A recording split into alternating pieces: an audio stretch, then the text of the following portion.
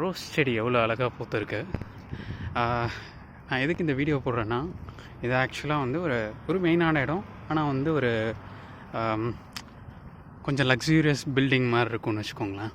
ஆனால் எந்த இடத்துக்கு போனாலுமே இந்த மாதிரி ஒரு நடைபாதை இருக்கும். அதுக்கு பக்கத்தில் நிறையா மரம் இருக்கும். ஒவ்வொரு வீட்டுக்கு முன்னாடியும் கொஞ்சம் இடைவெளி வந்து இந்த புல்லுக்காக வச்சுருப்பாங்க. இது நம்ம ஊரில் ஏன் இல்லை அப்படிங்கிற ஒரு கேள்வி எனக்கு எப்போவுமே இருக்கும்.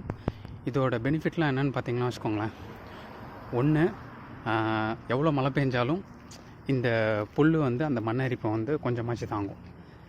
ரெண்டாவது வந்து பார்த்திங்கன்னா, இந்த உயிரினங்கள் இதில் சின்ன சின்ன உயிரினங்கள்லாம் வந்து வளர்கிறதுனால குருவி மற்ற உயிரினங்கள்லாம் வந்து அதோட இரையாக வந்து அதை எடுத்துக்கும்.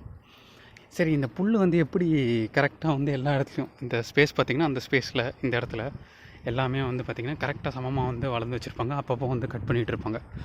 எப்படி அப்படின்னு பார்த்திங்கன்னா, ஒரு சதுரம், ஒரு ஸ்கொயர் மாதிரி வச்சுக்கோங்களேன் குட்டி இடத்துல. அது வந்து ஒரு இடத்துல விளைவிச்சு அதுக்கப்புறம் வந்து இந்த இடத்துல அப்படியே அந்த மண்ணோடு சேர்த்து வந்து அந்த ஸ்கொயருக்கு ஏற்ற மாதிரி போட்டுட்டு போயிடுவாங்க. கொஞ்ச நாளைக்கு தண்ணி விடுவாங்க. அதுக்கப்புறம் பார்த்திங்கன்னா இந்த மாதிரி வந்து சமமாக அது வளர்ந்துருக்கும். அப்பப்போ வந்து ட்ரிம் பண்ணிக்கணும். இப்போ இந்த வீடு இருக்காங்கன்னா இந்த வீட்டில் வந்து இந்த முன்னாடியும் இந்த காமன் ஏரியாவையும் அவங்க தான் வந்து இந்த புல் வளராமல் வந்து கட் பண்ணி விடணும். ஸோ இதெல்லாம் ஒரு நல்ல விஷயங்கள். இந்த ஊரில் நடைபாதைக்கு மட்டும்தான் பயன்படுத்துவாங்க. ரோடெல்லாம் நல்லா பராமரிச்சிருப்பாங்க. ஸோ நம்ம ஊர்லேயும் இந்த மாதிரி இருந்தால் நல்லா தான் இருக்கும். பார்ப்போம், வரும் காலங்கள் வரும். நம்பிக்கையே வாழ்க்கை.